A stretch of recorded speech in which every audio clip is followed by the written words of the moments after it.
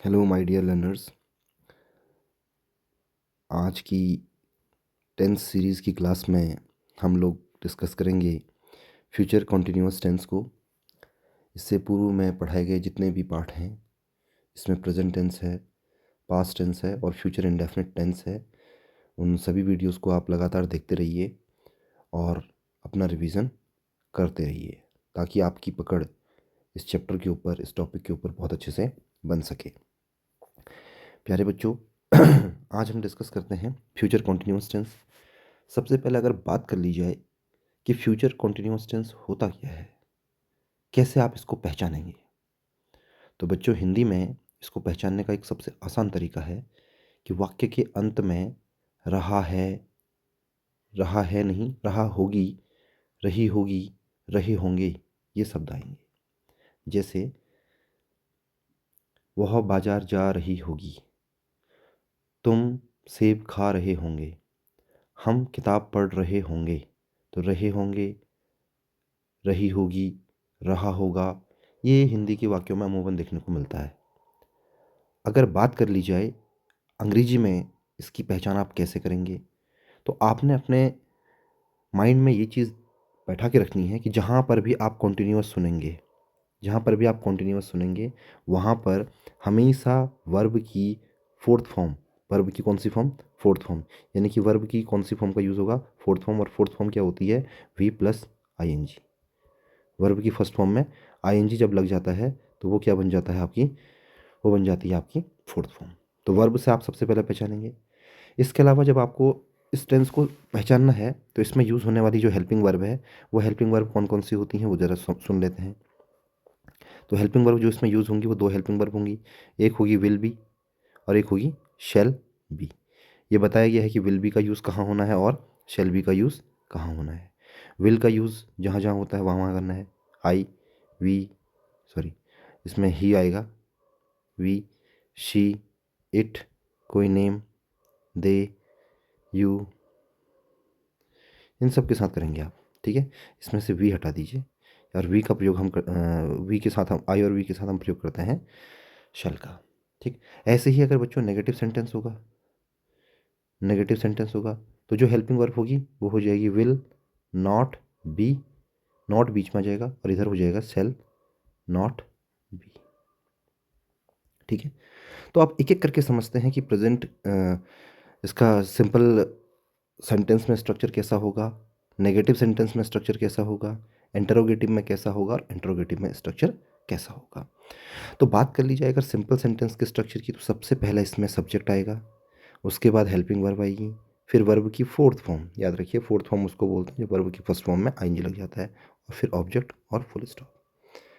तो एक एग्जांपल ले लेते हैं कि जैसे वह फुटबॉल खेल रहा होगा, तो जब इसी सेंटेंस को आप इंग्लिश में ट्रांसलेट करेंगे तो ये बन जाएगा वह को अंग्रेजी में बोलते हैं बेटे ही खेल रहा होगा, ही विल बी, खेलने को बोलते हैं प्ले, प्ले में लग जाएगा आईएनजी, तो he will be playing football, he will be playing football.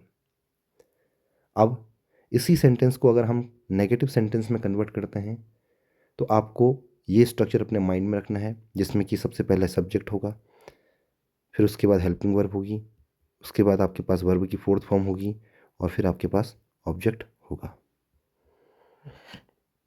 Subject क्या है, ही, फिर हेल्पिंग वर्ब मैं आपको बता चुका हूँ कि नेगेटिव सेंटेंसेस में कौन सी हेल्पिंग वर्ब लगानी है, विल नॉट और शैल नॉट।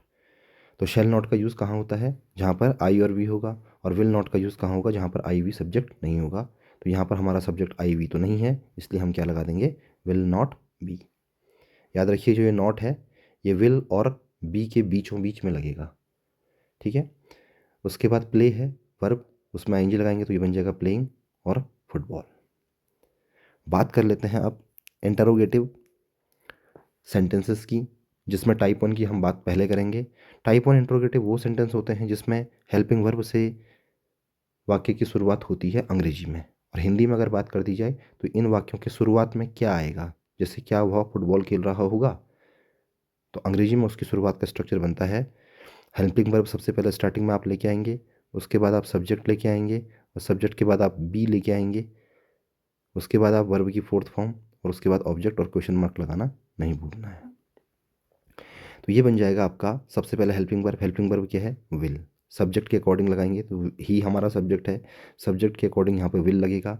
उसके बाद बी, जो ये बी है वो बी लग गया है, तो विल ही बी, यानी कि हम हेल्पिंग वर्ब सब्जेक्ट और बी तक तो पहुँच गए। फिर वर्ब की फोर्थ फॉर्म प्लेइंग, हमारे पास वर्ब क्या है, प्ले, और उसमें आईएनजी लगने पर वो बन जाती है प्लेइंग। उसके बाद हमने लगाना है ऑब्जेक्ट, ऑब्जेक्ट है हमारा फुटबॉल, और फिर क्वेश्चन मार्क लगा देंगे। तो ये सेंटेंस आपका इंटरोगेटिव नेगेटिव टाइप 1 का बन चुका है।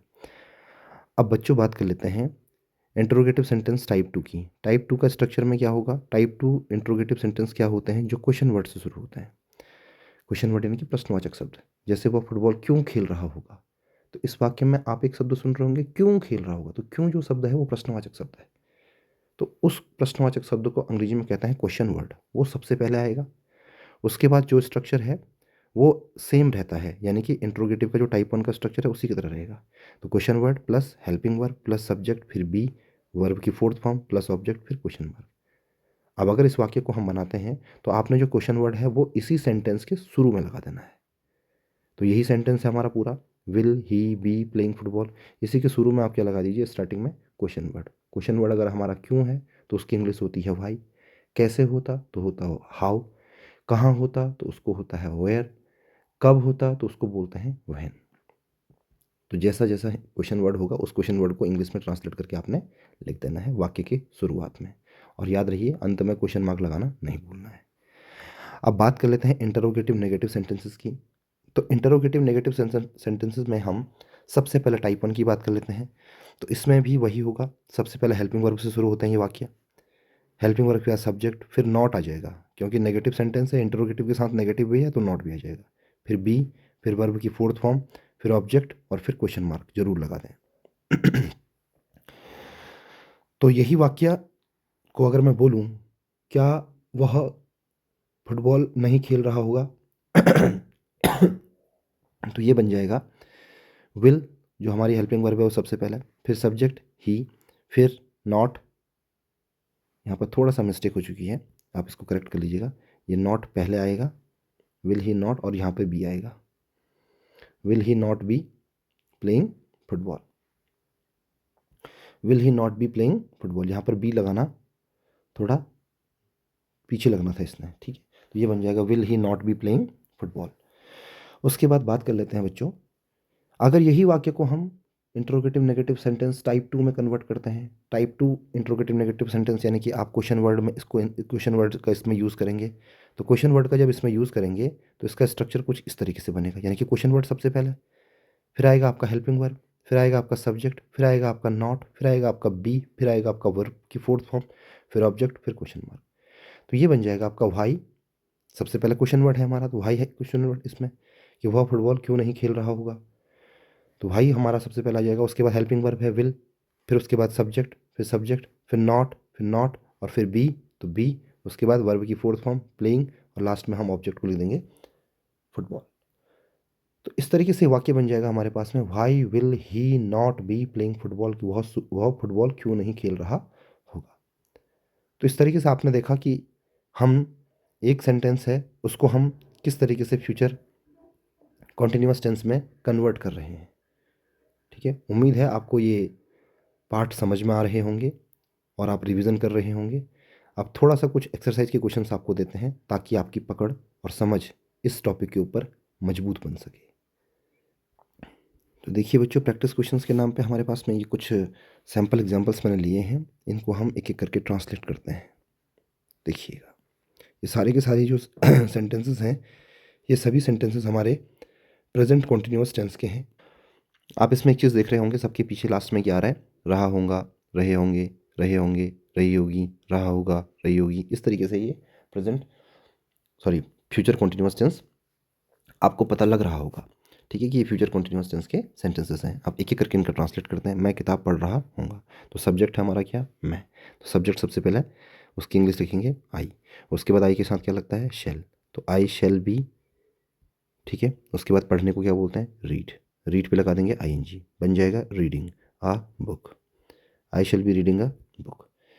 ठीक, आपको एक चीज़ बताई गई थी कि आई और वी के साथ भी विल लगता है एक कंडीशन में, जब उस काम को करने की संभावना 100% हो, यानी कि आप कुछ भी हो उस काम को करेंगे ही करेंगे, तो ऐसी स्थिति में आप शैल बी को हटा करके विल भी लगा लेते हैं। जब हम शैल बी लगाते हैं तो वो काम हो भी सकता है और नहीं भी हो सकता है, ये सेंस हमें कन्वे किया जाता है। दूसरे एग्जाम्पल की तरफ चलते हैं, वो है वे स्कूल जा रहे होंगे। तो वे हमारा सब्जेक्ट है, वे को बेटा अंग्रेजी में बोलते हैं दे के साथ क्या लगता है, will be. They will be, जाने को बोलते हैं गो, उसके बाद लगा देंगे I N G, they will be going to school. ठीक है, हम प्रश्न पूछ रहे होंगे तो हम को अंग्रेजी में बोलते हैं वी के साथ लगता है shall be, we shall be. पूछने को बोलते हैं आस्क, उसमें लगा देंगे आईएनजी, तो ये बन जाएगा asking, we shall be asking question. Asking का क्वेश्चन कर लेते हैं, चलो एक क्वेश्चन की बात करते हैं। यहाँ बारिश हो रही होगी। अब ऐसे सेंटेंस में आपने सब्जेक्ट का पता नहीं चल रहा, यहाँ बारिश हो रही होगी, तो जब ऐसा सब्जेक्ट जो निर्जीव चीज़ हो, जिसके बारे में हमें पता नहीं होता, तो वहाँ पे इट लगाते हैं। इट, और इट के साथ हेल्पिंग वर्ब क्या लगती है, विल बी। तो it will be raining, it will be raining, और यहाँ लिखा है तो रेनिंग हियर, रहने के यहाँ के लिए बोलते हैं हियर, और वहाँ लिखा होता तो लिख देते देयर।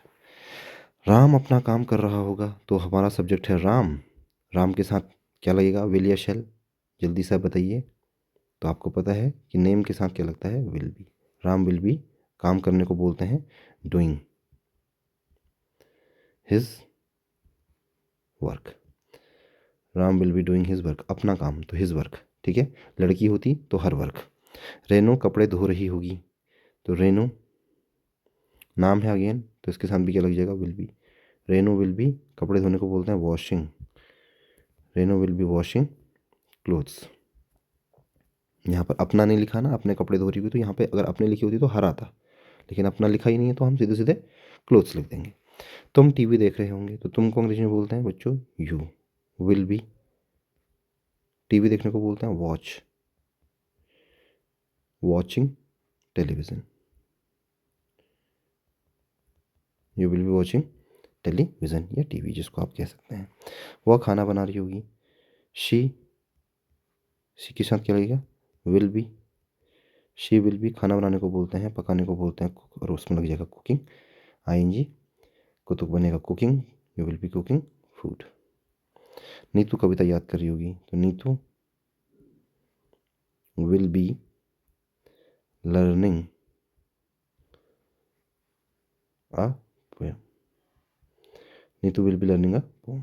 ठीक है, तो आपने देखा कि इस तरीके से जो ये सेंटेंसेस हैं हमने इनको कन्वर्ट किया, और अब मैं उम्मीद करता हूँ कि आप इन सभी सेंटेंसेस को नेगेटिव में, इंटरोगेटिव में और इंटरोगेटिव नेगेटिव में कन्वर्ट करेंगे, और अपनी समझ को और ज़्यादा विकसित करने की कोशिश करेंगे।